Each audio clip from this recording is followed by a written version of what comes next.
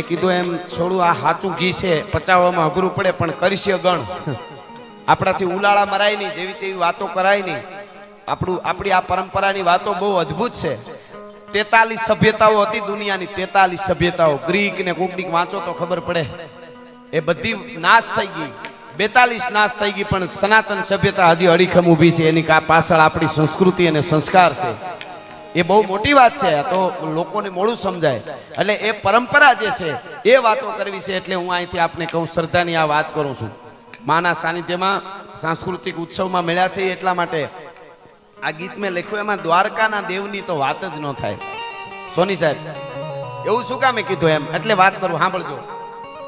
મહાભારતનું યુદ્ધ 1 દી 2 દી 3 દી 4 દી 5 દી દિવસો પછી દિવસો જવા માંડાણા. અને પછી દુર્યોધનને હોક થતું નથી, દુર્યોધનને મજા નથી આવતી. આમ એમ થતું ભીષ્મ પિતા બરાબર લડતા નથી એવું એને લાગ્યું. જોજો દ્વારકાના દેવની વાત ન થાય શું કામે.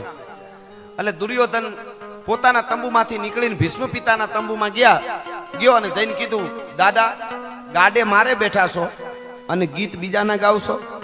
તમે સાચા નીતિથી યુદ્ધ નથી કરતા.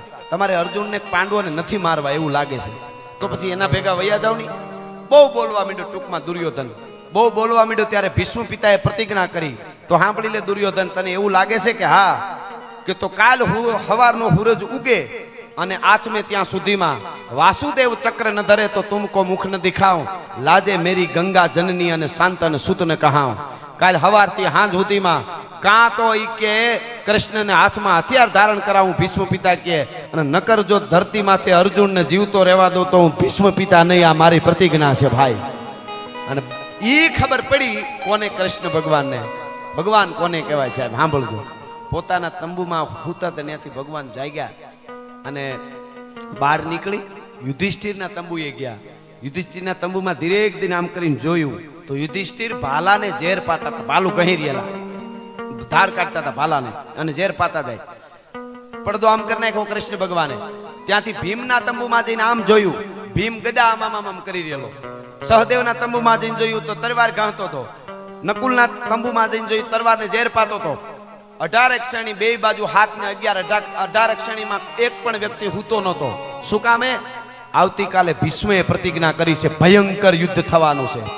કોઈ સૂતા નહોતા. સાંભળજો, બધાય જાગતા હતા, પણ છેલ્લે અર્જુનના તંબુમાં આવી, વિશ્વાસ કોને કહેવાય સાંભળજો. અર્જુનના તંબુમાં આવી અને આમ પડદો કર્યો ને તો ઘસઘસાટ હૂતું તું મરદનું ફાડ્યું. અર્જુન એકલો હૂતો હતો. અર્જુનને અંગૂઠામાં ચાબુક અડાડ્યો, આમ માર્યો ધીરેક દઈને બેઠો થઈ ગયો અર્જુન. લે પ્રભુ અત્યારે આવ્યા રાત્રે. એટલે ભગવાન કૃષ્ણએ કીધું, અર્જુન તને ઊંઘ આવે છે કે રાતે તો હુવાનું જોઈએ ને પ્રભુ, શું આમ કરો છો? નહીં, ભીષ્મ પિતાએ પ્રતિજ્ઞા કરી હોય, કોઈ હૂતું નથી, તને કેમ નીંદર આવે છે? હવે અર્જુને જવાબ આપ્યો, એ સમજાઈ જાય ને તો આપણે કોઈ દી આપણને તકલીફ ન પડે. અર્જુને શું કીધું ખબર? મારો કૃષ્ણ જાગે છે ને એટલા માટે હું હૂતો છું. ભલા માણસ, હા હા હા હા, આને વિશ્વાસ કહેવાય, આને શ્રદ્ધા કહેવાય. મારો કનૈયો જાગે છે એટલે હું હૂતો છું. જ્યારે કનૈયો હોઈ જાય પછી નીંદર નહીં આવે. પધારો સાહેબ, પધારો. એટલે કહેવાનો અર્થ આ શ્રદ્ધા અને વિશ્વાસની વાત છે. એટલે દ્વારકાના દેવની વાત જ ન થાય. ઓખો તો દુનિયાથી નોખો કહેવાય, મારા દ્વારકાના દેવની તો વાત જ ન થાય.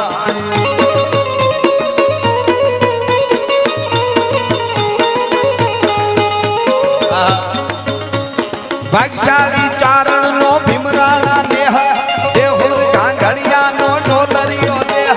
ભાગશાળી ચારણ નો ભીમરાણા દેહ, દેહુર ગાંગડિયા નો ડોલરિયો દેહ. અવતારી જન્મી જા મોગલ ગાય, મારા દ્વારકાના દેવની તો વાત જ ન થાય.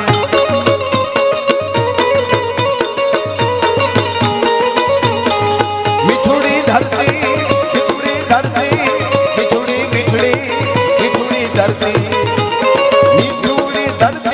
મીઠા ભગવાન, દરિયાના ફળિયામાં મીઠા ભગવાન.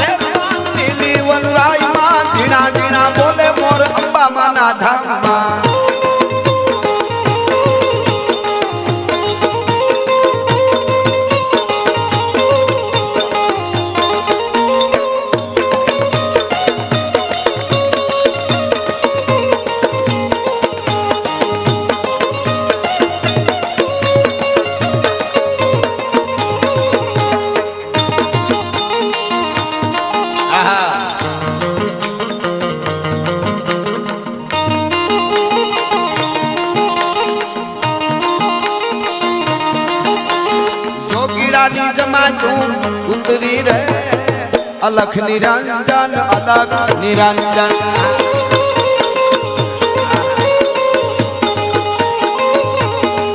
એવી જોગીડાની જમા તું ઉતરી રે અલખ નિરંજન અલખ નિરંજન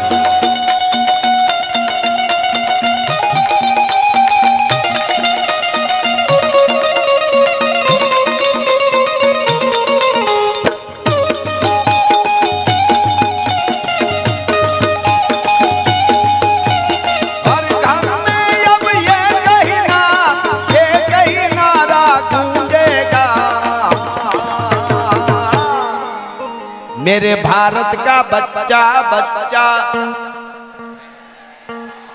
हाँ मेरे भारत का बच्चा बच्चा जय जय श्री राम बोलेगा जय सिया राम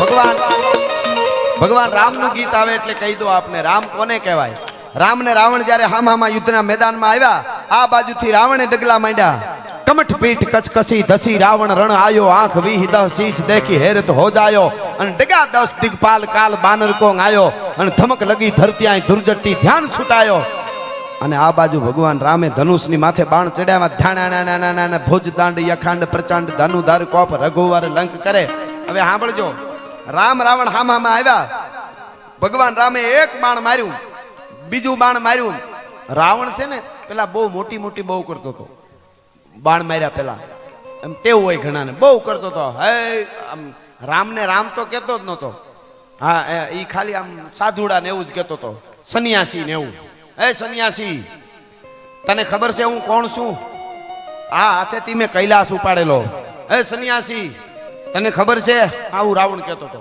मैं नवग्रह ने ढोलिए बांध्या मैं इंद्र ने जीतेलो हूँ आम हूँ आम हूँ आम हूँ रावण આવી બહુ કરવા માંડ્યો ને જ્યારે ત્યારે ધીરેક દઈને જાંબુવંતજીએ ભગવાન રામને એમ કીધું કે પ્રભુ રાવણ એટલી મોટી મોટી વાતો કરે છે કે મેં આમ કરેલું મેં આમ કરેલું હું રાવણ ને મેં ઇન્દ્રને જીતેલો ને કૈલાસ ઉપાડેલો ને નવગ્રહને ઢોલીએ બાંધેલા તો પ્રભુ રામને જાંબુઓને કીધું તમે જરાક કહી દો ની કે રાવણ તને 6 મહિના બગલમાં જેને દબાવી રાખ્યો તો ને એ વાલીને મારીને હું આવું છું તમે જરા કહી દો ને એમાં શું હું ઈ વાલીને મારીને આવું છું હવે રામે જવાબ દીધો ને ઈ ભારતીયોનો જવાબ છે સાંભળજો ઈ સંસ્કારનો જે મજા છે એને રામ કહેવાય રામે શું કીધું ખબર જાંબુવાન 10 મોઢેથી બોલતા હોય એને જવાબ દેવાનો ન હોય હા હા હા હા આ વાત સમજા જેવી છે એક મોઢેથી બોલતું હોય એને જવાબ દેવાય ગમે ત્યાં ટકરાવું નહીં અહીં બેઠેલા યુવાનોને કહી દો